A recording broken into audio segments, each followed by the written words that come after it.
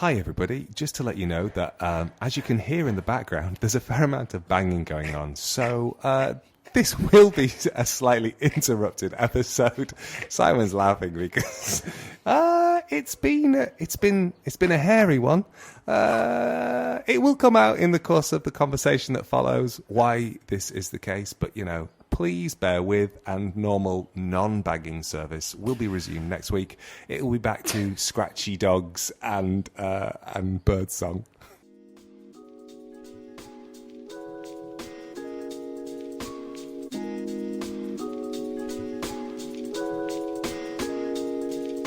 This is a podcast in which two friends talk about the pleasures, absurdities, and imperfections of being human. I'm Simon Ellis. And I'm Lee Miller. Welcome to Midlifing.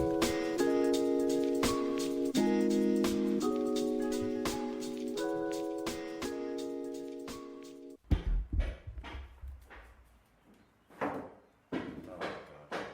It's so jumped. Right, I'm going to try and... I mean, it can't last forever, can it? I don't know. Based upon my experience of them so far, it can last forever. But they're really lovely and really great, and they're doing a wonderful job. So there you go. I don't really begrudge it, even though I'm sure many people will. I'm going to see if I can ask the question in a relative patch of quietness. This is something about my father, is that right? Yeah, I just wanted... I know we said we'd put a pin in it.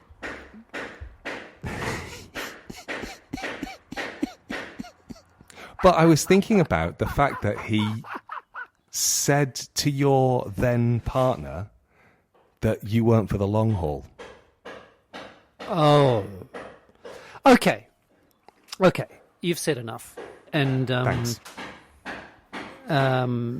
So yes, this is to pick up something that we got to at the end of 2 episodes ago. 88, something like that.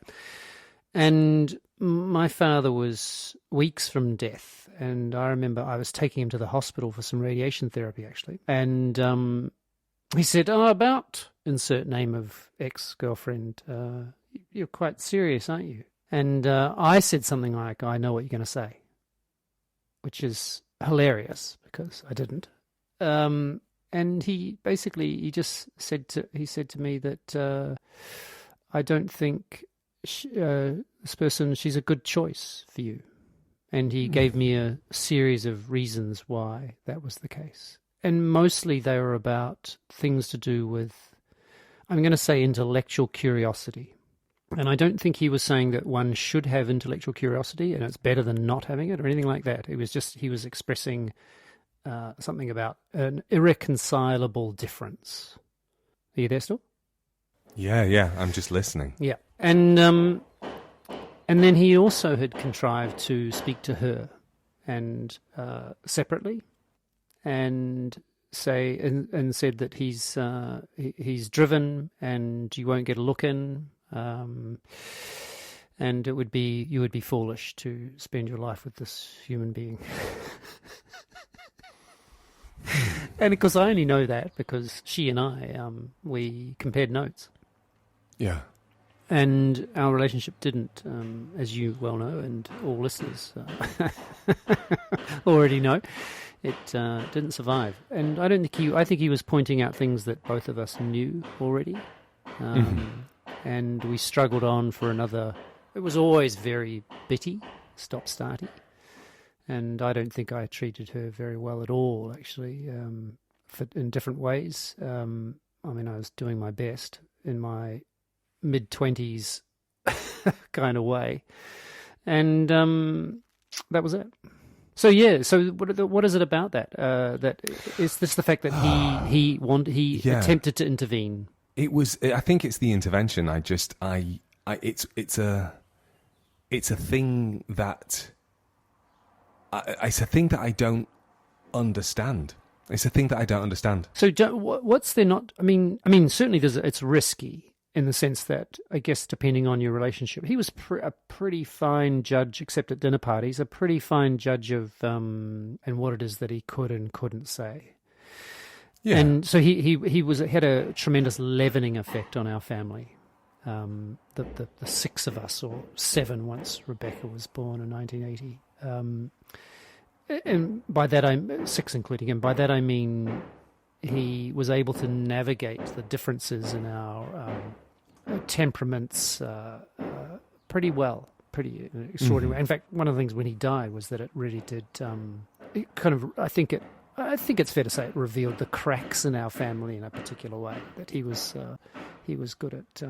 And so, yeah, there was risk involved in that, isn't there? Because if my relationship with him had been any different, I guess I could have stuck with her out of spite for that intervention. That's one thing. Yeah, and I think I was thinking about legacy as well. The idea of offering that at a point so close to death. And that being the thing that you take away with you, which is stupid because you've got an entire life, but also it's such a kind of a flashbulb of conversation, isn't it? In lots of ways. Yes, and of course there are many other things that I remember in my conversations with him as he was dying. But this one, you're right, it had the potential to be sort of, as you say, legacy, a sort of defining. Not near final, but near final conversation. And the other thing about it is that, which I guess the perspective he took was that he couldn't die. Oh, it's a terrible thing to think, knowing that there was a possibility that I might try and spend the rest of my life with this person. Yeah, that he thought there was worse. That was worse than him not saying anything. And I Hence think that's his the dinner party. Sorry, go on. No, I think that's the bit that I don't understand. It's not how it was. This is not a how could he, don't understand. It's the, wow, how can somebody know themselves so well that they know that they have to speak that? That's the bit that I go, oh. Yeah, I think neither of us are fathers, though. I can imagine it must be, it must happen all the time that parents, I mean, it does, doesn't it? Parents see their partners or their girlfriends or boyfriends or whatever of their children and go, what the fuck's going on here? You can imagine it must be, at least half of the time. Absolutely, but then I've only ever seen it go badly. You mean the conversations? I've never seen that conversation go well. That's right. I've never seen a parent say to a child, that person is the wrong bet for you. And them to go. And them go, oh yes, you're right. Fair dues. Yeah. It becomes like it fixes intransigence because we're always trying to define ourselves in relationship to our parents and usually also not them. Yes, exactly. But no, and I mean my reaction in the car driving into hospital was, yeah, I know. So there was no sort of sense of me trying to, and that wasn't because he was dying. That's because he was right. Yeah. I mean, it's as simple as that in a way. Yeah. He wasn't telling me anything I didn't know. No. But I think again, still though, I think we get told things we know all the time and still go, how could you? Yeah. And I think, and that isn't that beautiful in the sense that it comes down to the nature of the relationship. Who's doing the speaking? And of course, because that can go wrong, but at the same time, I think, I like to imagine, I mean, maybe, I don't know if with you and I mean, I think our friendship has developed enormously as a consequence of this podcast, bizarrely, or perhaps not surprisingly at all, even though we still haven't seen each other in donkey's years. But yeah. And I'm hoping it stays that way. Yeah. I just started to think perhaps we work better only in an audio medium when there's banging in the background. And and now, if I cut all of the evidence of no, you can't refurbishment, then you're just going to sound really creepy. But it is going to be a nightmare for you in the edit, I tell you. That's true. I'm leaving the banging in. No, either way, it's going to be a nightmare for you. Is that I don't know. I just to say, I think that it just depends on who's saying, and not even, I have some very dear friends who I don't have ongoing conversations with, and that's just because of the nature of friendships, really. But and so I can't imagine having a similarly potentially high temperature conversation with them that I can with you. just because, in a way, you and I are in the practice of having these conversations. Yeah. Gossip. Yeah, so You put a pin in it. I did put a pin in it because I'd have to find a particular bit of writing, and it's not coming to me off the top of my head. I know where it is, so I can track it down easily enough. But it was talking about essentially human things, and in this list of essentially human things are two that I remember. One was gossip, and the other was dancing. And so I used it in a presentation. But it was interesting because I've had long and quite tricky conversations with friends about gossip because I despise it. Like I really, it pushes all of my buttons. And, and a couple of friends saying, but it's really important. And that people are able to do this and to have these conversations. And so there's a line there, and I guess I can frame this as a question, which is the line between gossip that's hurtful and the line and where gossip is something which is contributing to, at work, for example, when gossip is going on, there's something about the kind of collegial aspect of it and the kind of being togetherness that comes through gossip. And so I wonder what does that line exist for you as the banging kicks in? Yeah, you would ask that just as they went really, really heavily, and I've just gone to pick up a cushion to put it in front of the It would be better microphone. if you sat under a blanket. If you put yourself, that would help muffle the sound. I picked up a big feather cushion, which I put between me and the maybe wall that's being banged. I've really no idea. Just to see if I can take the edge off when I'm... Oh my goodness. The thing is, there was such a long time when you were talking and the banging had softened. I know, I should have stopped, shouldn't I? I know, because I'd asked you a question. It was really nice. I think the idea about gossip is that there's the speculative stuff and then there's the debrief stuff. And I think the speculative stuff is bad and the debrief stuff is necessary. Even if the debrief stuff involves talking about other people. Yeah. Who aren't in the sometimes, room. Yeah. I tend to keep the debrief stuff to Bob. I tend to debrief and unload and sift through almost exclusively with Bob. Hang on, but is that gossip? Sometimes it feels like it, but it's not quite, is it? No, I don't think it is. It's still talking about people behind their backs, and sometimes not talking about them in particularly kind ways. And usually it's, for me at any rate, it's like lancing a boil. It's a very nice analogy. Well, you've got to be in a relationship with somebody, and the stuff that's inside you will continue to sort of fester. And actually, you've got two options. You can talk to them, you can have that difficult conversation, and like you said before, we're practiced in having conversations, but I don't think that's the case with most people. And I don't think people listen much. I just thought it might be helpful to say, this is on, there's a website called Wikipedia, and it says gossip Never come across it. No, gossip is idle talk or rumour, especially about the personal or private affairs of others. The act is also known as dishing or tattling.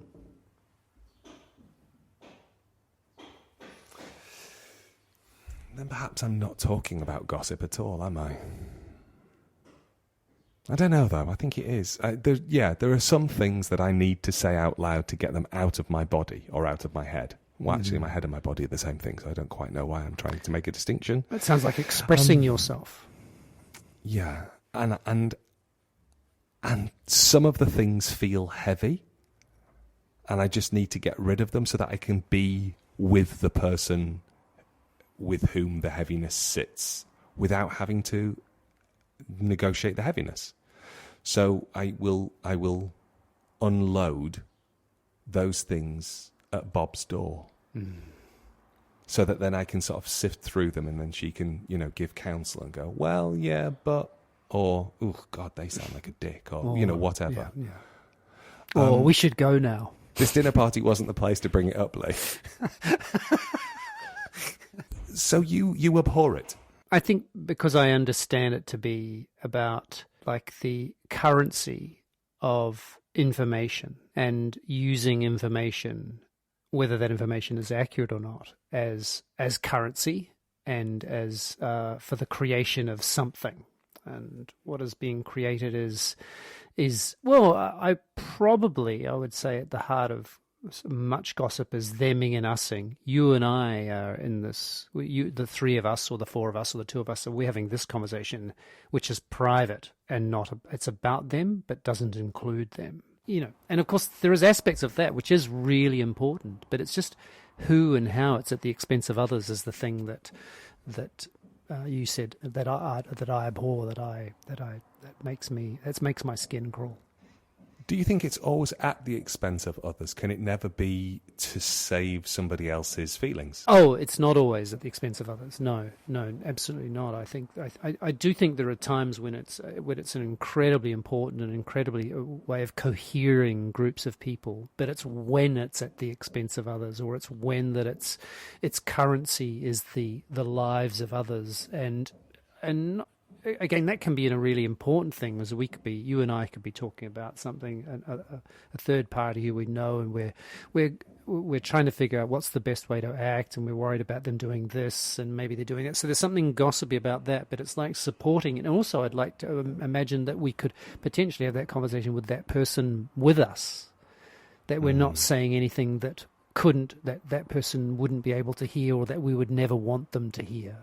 And I think that it switches between those all the time, or has the potential to, and that's where I get it's because I was gossiped about and I was talked about behind my back, in very precise ways as a teenager, and it just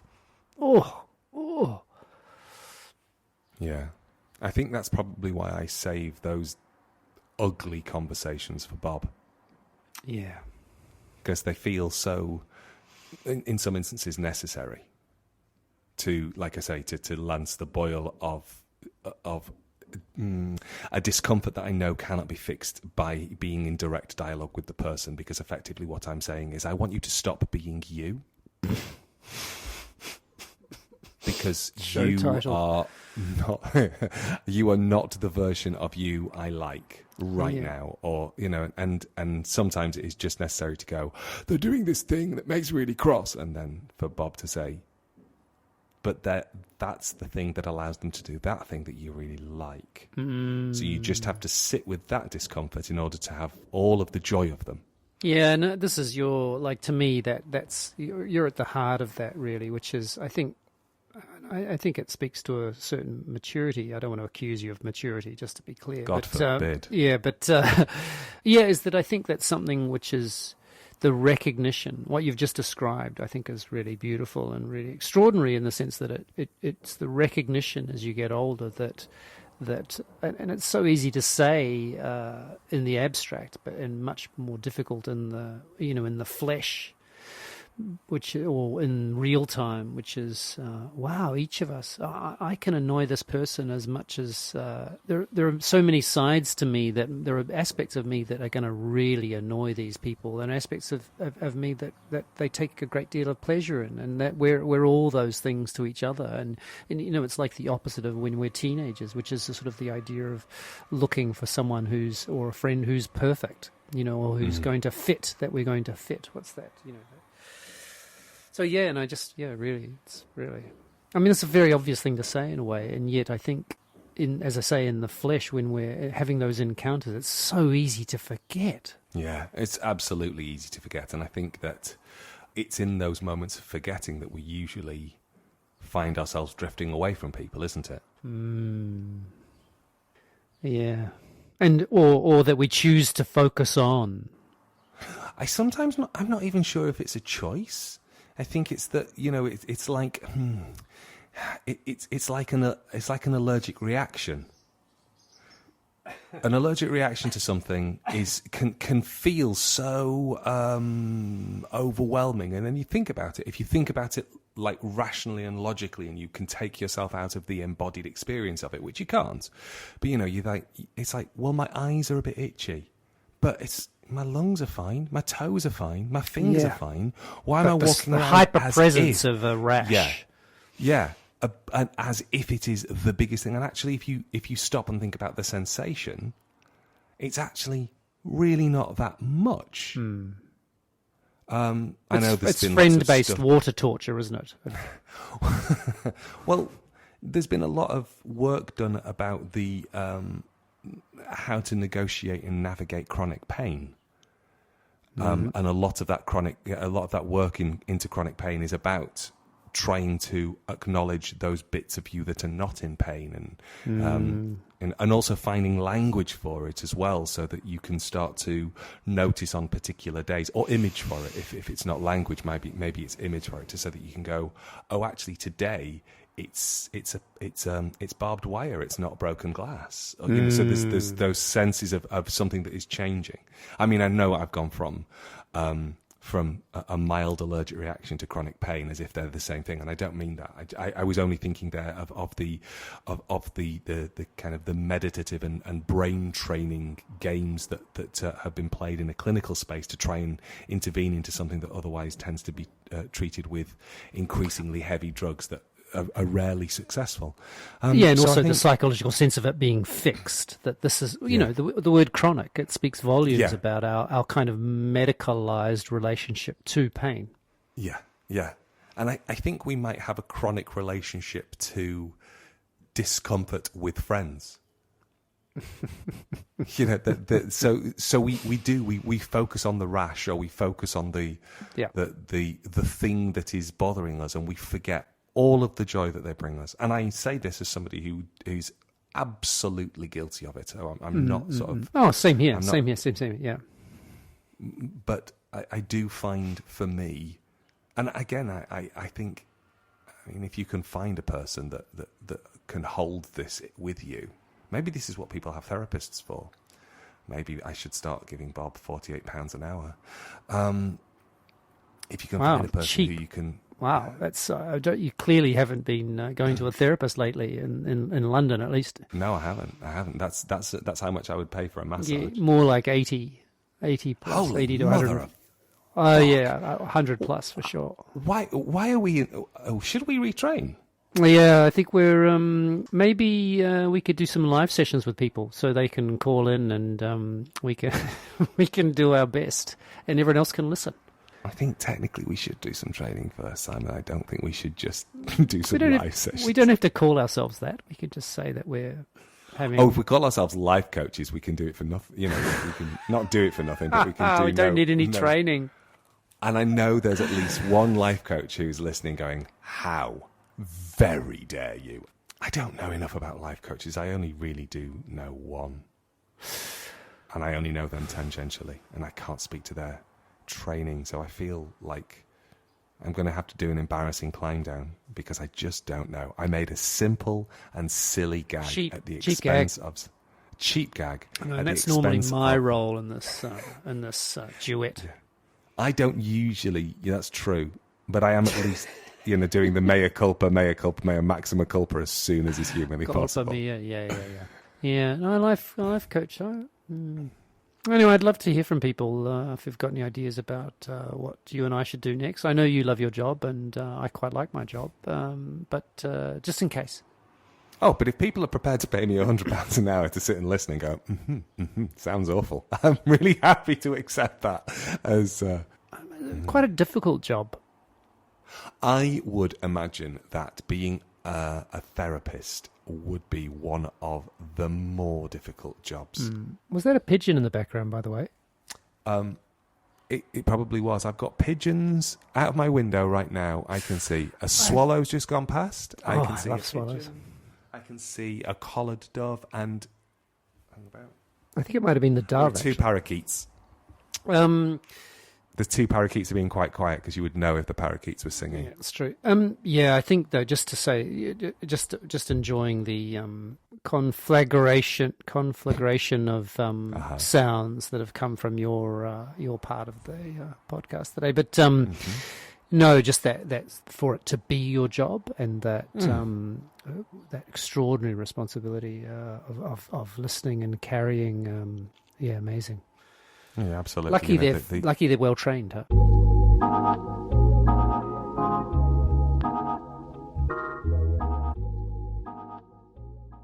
So you've been an international traveller just as a kind of a record scratch and possibly something to come after the stinger.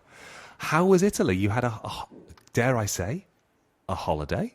It was a holiday. It was a very full-on holiday because we went to the wedding of our dear friends Igor and Moreno. In fact, they got married in the Basque Country 2 weeks earlier because getting married for a gay couple in Spain apparently is a whole lot easier than getting married for a gay couple in Italy. Who would have thought that? And so it's so bizarre, isn't it, to think? I mean, they're both incredibly Catholic countries, but Italy's just, I mean, it's the Catholic Church, of course. It's, the Vatican's there. No, I think Italy. I think like the UK. I think it tends towards conservatism. You can't keep imagining that actually most people agree with those things. Rightly or wrongly, but they do. And so yeah, it was. They got married in the Basque Country, which is where Igor is from, and then they had a celebration in Sassari, in north of Sardinia, and there were about 120 people there, which is tiny. Apparently, wow! For an Italian, normally like 500 or 600, and we danced the night away. And I vowed that I would, and it was beautiful. It was, and their vows to each other, and the wedding itself, and what was said, and it was really, really special to be there with them and to celebrate and to eat and drink with them and dance. We danced. Oh, we danced, and. The night before, I was suggesting that maybe I could be part of the ceremony by singing a song for them, and they seemed very open to that. And I was going to do Cyndi Lauper's "Girls Just Want to Have Fun," and it just didn't. I was asking someone, "Is now the time? Now the time?" And he said, "No, it's too soon." And I didn't get to sing "Girls Just Want to Have Fun" by Cyndi Lauper.